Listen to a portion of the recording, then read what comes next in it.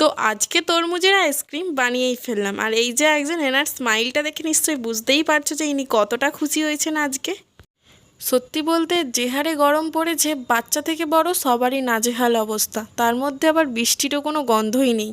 আর এই যে একজন, এনার তো আইসক্রিমের বায়না লেগেই থাকে, সবসময় তো আর দোকান যাওয়া সম্ভব হয়ে ওঠে না। তো ওকে বললাম যে বাড়িতে একটা আইসক্রিম আজ বানিয়েই ছাড়বো। তো তারপরেই দেখলাম বাড়িতে একটা আজ তরমুজ আছে।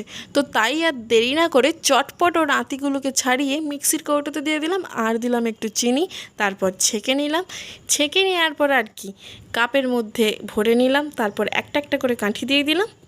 আর সত্যি বলতে বাড়িতে আইসক্রিম বানানোর কোনো ইচ্ছে ছিল না, তো তাই জন্য সেরকম কোনো জোগাড়ও করিনি। বাড়িতে যা যা ছিল সেই সব দিয়েই বানানোর চেষ্টা করেছি। সবশেষে দিয়েছি একটু ব্ল্যাক সল্ট আর কোকোকোলা হজমোলা, ওতে টেস্টটা একটু টক ঝাল মিষ্টি হয়। যার জন্য আইসক্রিম বানিয়েছি উনি তো ভীষণ খুশি। তবে হোমমেড আইসক্রিম একবার হলেও ট্রাই